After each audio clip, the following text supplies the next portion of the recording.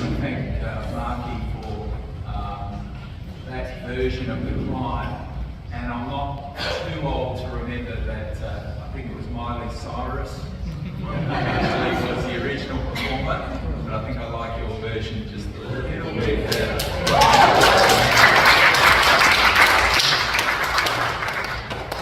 Good afternoon everyone, and may I also acknowledge the Kaurna people of the Adelaide Plains, the traditional custodians of the land that we meet on today, and pay my respects to their leadership. May I also acknowledge all the dignitaries that are here today, and we've got a lot of them. I've got to start at the top. I've got to start with the Honourable Jean Lee, and thank you for acknowledging me earlier, but I think when you were talking about standards and finding your favourite pastor, I think he kind of looked at me and was starting to feel a little bit guilty. I think I've got to cut down on those carbs. Of course, the Honourable John Gardner, and of course, may I say Mrs. Earth, and I know that you're sitting next to Mr. Earth, and all the other dignitaries that are here today. For those of you who don't know me, my name's Michael Coxon, and I've been the Mayor of the City of West Torrens for the past 5 years.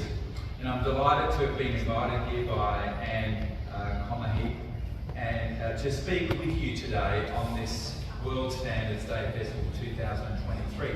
The theme is a shared vision for a better world.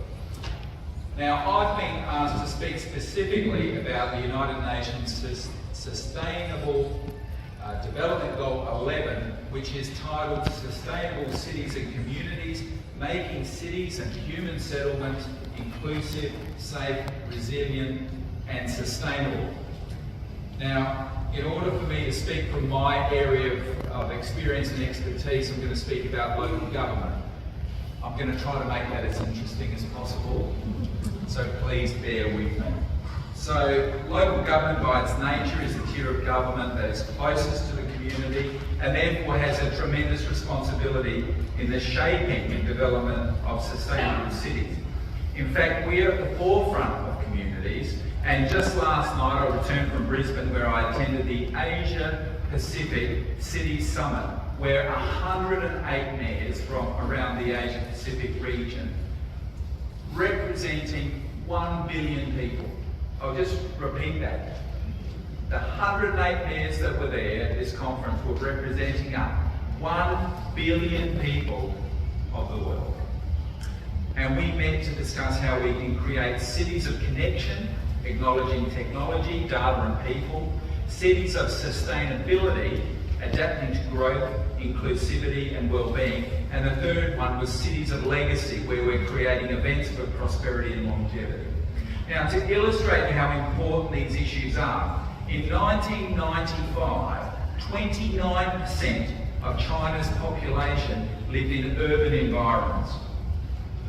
1995, so that's 28 years ago, 29% of their population lived in urban environments, and now today, 64% of China's population live in urban environments. The people in the world have never been so mobile. And we're seeing this with a lot of humanitarian crises at the moment, where people are moving around the globe with such rapid rate. And this has put enormous pressure on cities, enormous pressure on local governments to shape communities that will be sustainable and acknowledge the importance of well-being in those communities. Now, cities by their nature have traditionally been places for human settlement based on access to work. But great cities and the cities of the future need to be much, much more. As per the Sustainable Development Goal 11, we need to make cities and human settlements that are inclusive, safe, resilient and sustainable. Now, my city, the City of West Torrens, is focused on the 3 L objectives. Leading, we want to be a leading city. Livability, we want to enhance the livability within our cities. And finally, lovable, we want to be a lovable city. We are home to 63,000 residents from almost 120 countries around the world. Indeed, we are one of the most multicultural cities on the planet. There are very few cities that have people that have originated from so many countries around the world.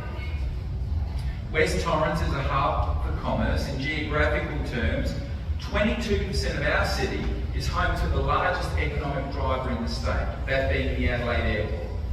8,500 people work on airport land, and that's supported by a further 22,500 people that work off airport land. So it's a very important, critical economic driver, not just for West Torrens, but also for the state. We've got a manufacturing hub, bioscience, culture, science, education, social, human and economic development. We acknowledge climate change, and we have a significant number of mitigation and adaptation strategies that all have actions that will contribute to create a cleaner and greener environment for our community. Thus, we are leading the way to a more livable and lovable city. We have a strong focus on sustainable urban planning, transport systems, water, sanitation, waste management, disaster risk reduction, flood mitigation, through the Brownhill-Kizza Creek Stormwater Management Project and capacity building. I could stand here and talk for hours about the stuff that we do, but of course you would all fall asleep by then, but I'll just focus on a few key elements. We manage 34,000 trees in our city. We're now planting an additional 1,000 in the next 12 months, above and beyond replacement.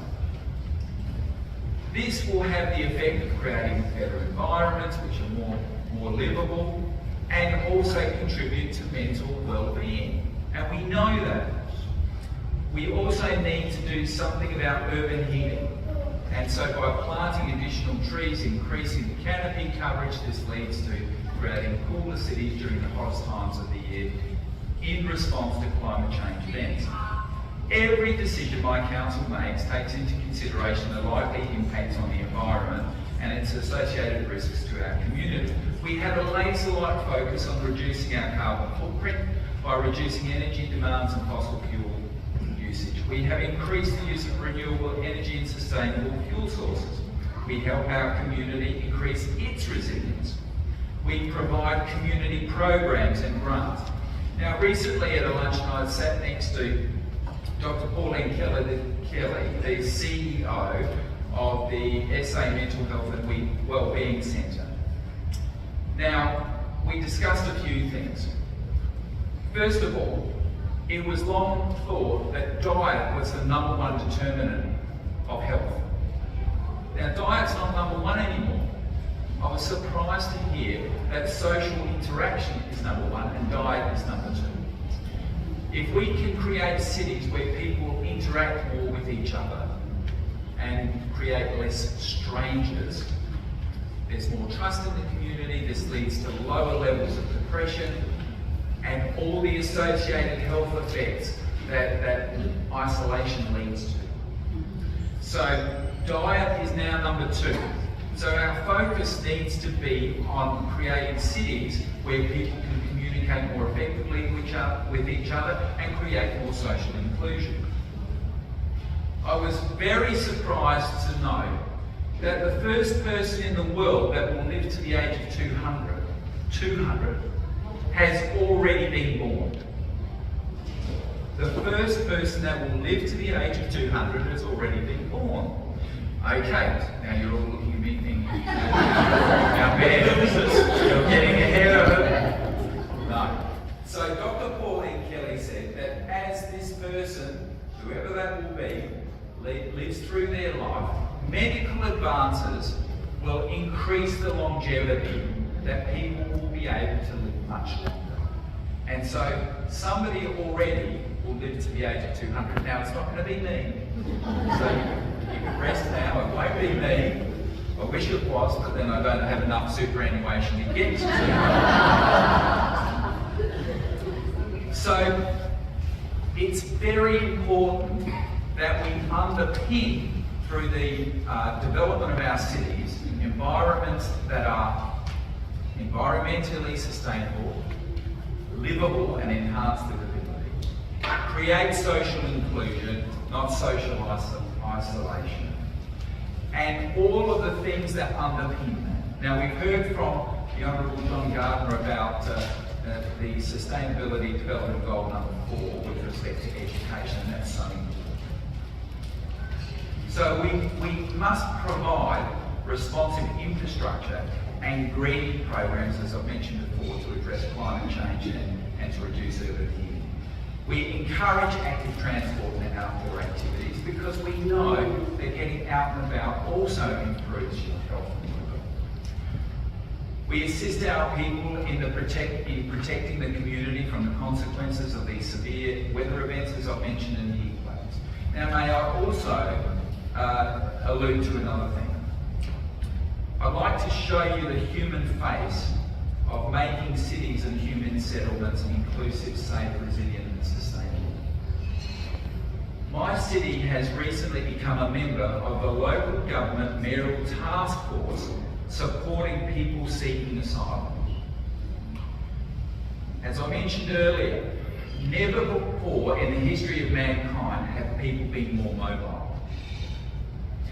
This task force, established in 2018, is a collaboration of Australian local government councils and advocates for the rights of people seeking asylum. The role of local government in the settlement process traditionally has been limited. However, increasingly local government has played a growing role in positive settlement outcomes for refugees and migrants.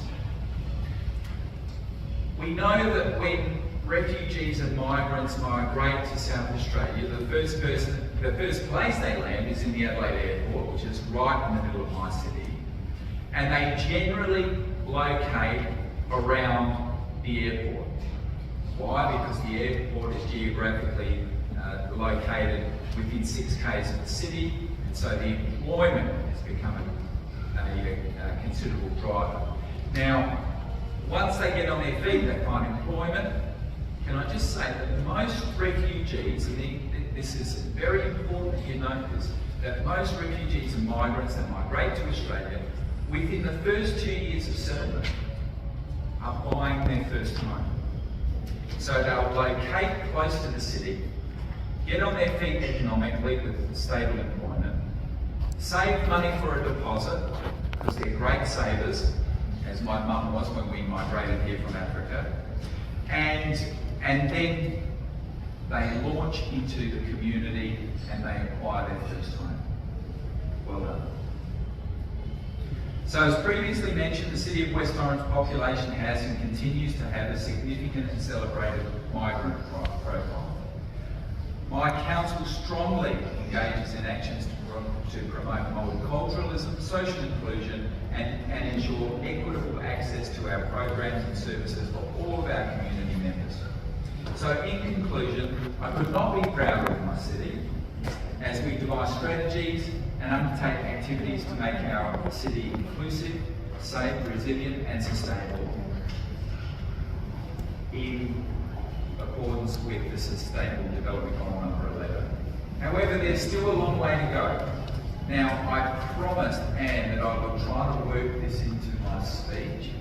So as they say, a seed grows with no sound, but a tree falls with a huge noise.